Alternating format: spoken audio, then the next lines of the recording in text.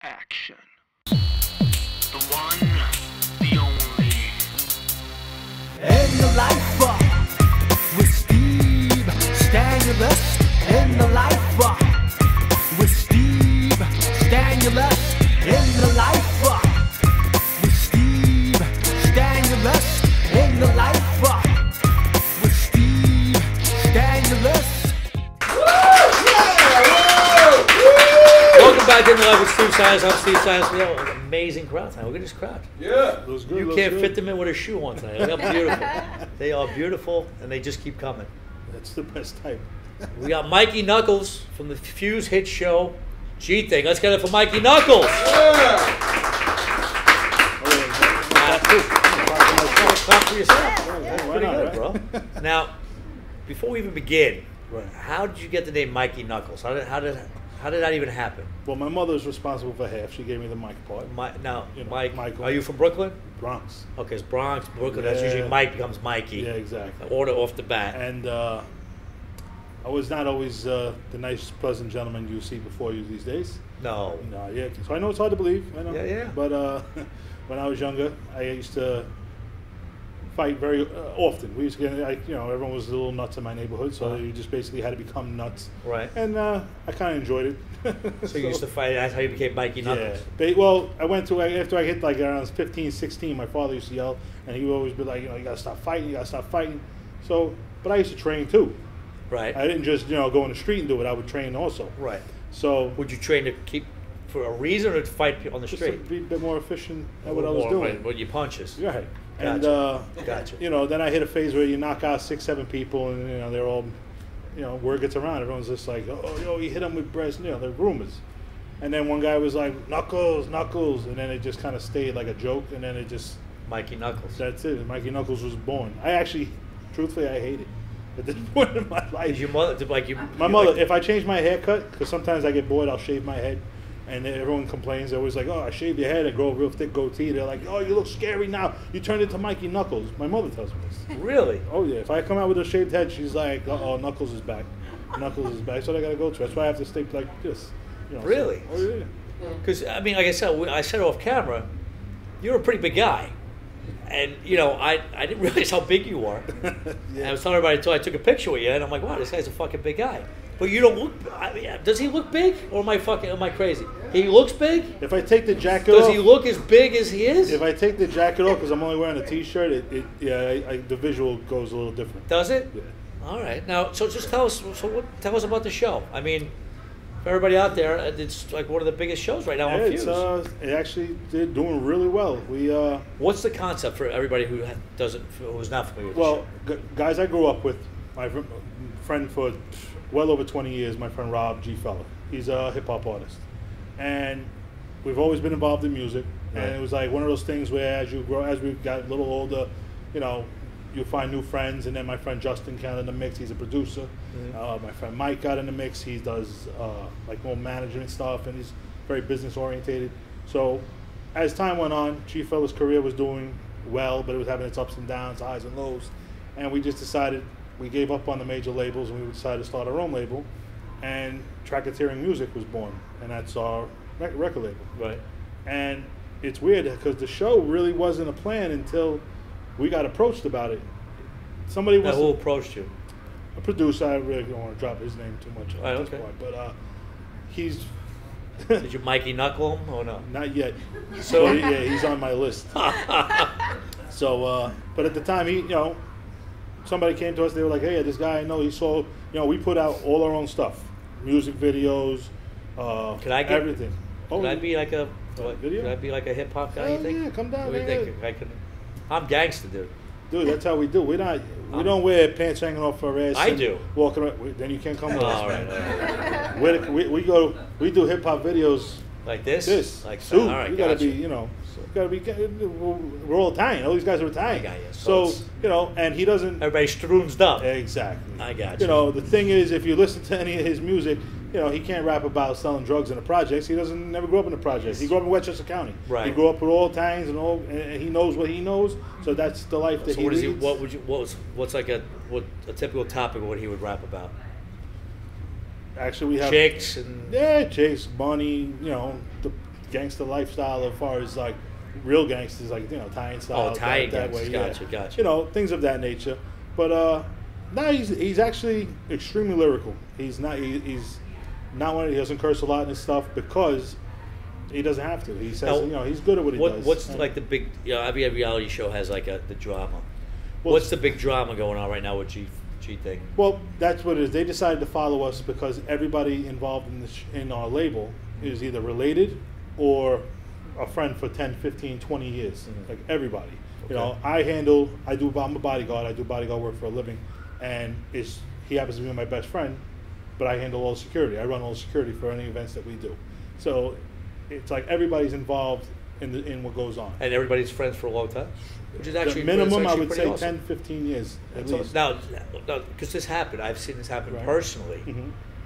Once you do a reality show and everybody starts to get, everybody was unknown fairly, right? Right, yeah. So then you do a reality show, whether how big it becomes, people watch the show. Right. And, you get a little get a little known out there. Is there anybody out there that's in the show, without naming names, I don't want to get you in trouble, that you see a difference in? Is anybody got a big head? Is there anybody that's a little impossible to deal with? Is there any jealousy?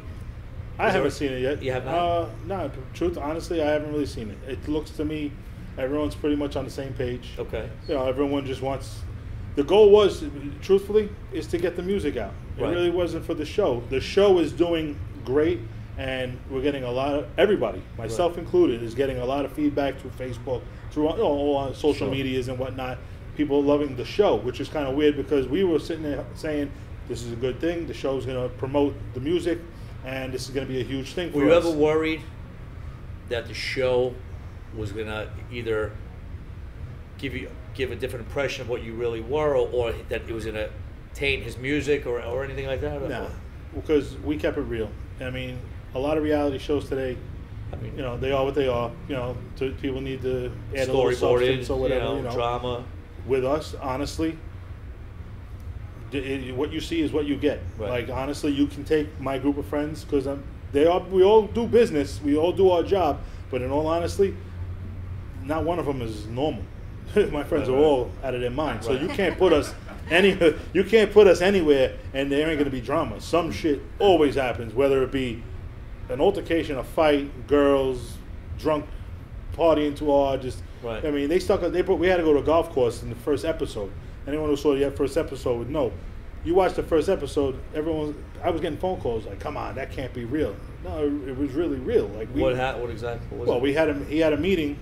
We were trying to get an airplane for a music video, and so you laugh, but you're trying to rent a plane? No, we don't. See, that's the thing with us. We don't rent nothing. We have a so you're just trying to get a plane. Hey, you know somebody who has a plane? Hold on, I'll call. And then you got within a half hour, an hour, I got a guy who has a plane. Really? But this is what happened. I'm looking for a spaceship for my next movie. Dude, we can make it happen. Do you? I can make it happen. We'll talk after the movie, after the show. And that's where it went. It was just like, we had to meet this guy. He wanted to meet us before he let us use his plane. Right. And he was an older gentleman. He plays golf and whatnot. So he wanted us to come to the golf course. None of us play golf. Right. And everything was fine. The meeting was going. Did you wear like the golf fine. clothes and shit? Oh hell no! Hell fucking no! Did you guys all come strewn I came in. I had a Kango on, black t-shirt, black cargo shorts, tatted out. The guy, I think we scared the shit out of the poor guy. To be honest with you, but we tried to stay back. We were like, let G do his thing and talk to the guy. Everyone went good up until alcohol got introduced, because he tried to schmooze this guy, because this guy apparently was a wine drinker. He likes wine. And so we had a friend who has a wine business. Jackie likes wine. Oh yeah, you got to see my friend. Yeah, Artisan Wines, Philly bottles. Okay. Philly bottles, and shows up with like 30 cases of wine, and they start cracking bottles. And I'll have a drink. And before you know it, there's between like 4 or 5 of us. There's like literally, I think like 20 something bottles of wine were gone. Gone. And then there was girls involved, and it was, next thing you know, it just turned into a disaster. Girls were involved, guys were ripping donuts, playing polo with the golf carts and golf ball, and tearing up the golf course, and it became, we got thrown out. We didn't get the plane, I assume. That day we didn't get the plane, but that's how it is. We shot other scenes. We had to go to a bar that's like a known for an open mic night in the South Bronx. Right. Somebody wanted to battle him in a hip hop, battle. What's And that's but like, yeah, that still goes on. Oh yeah, it's very underground though. Is it really? It's very like. I mean, you won't see it in a place 8 like miles. this. Yes, exactly. And I didn't really care for the guy personally. I know that we know him, so they kept telling me, don't fight, don't fight, don't fight. I was like, I'm not gonna fight. I was like, I promise, I'm not gonna fight. I said, just do me a favor, make sure nobody touches me. I said, it's the only thing I ask. She said, as long as no one touches me, I'm fine. Right. They're like, the whole day they were harassing because they knew we had to go to this thing. We come walking up down the street, and who's standing outside is this guy with his friends. I was fine.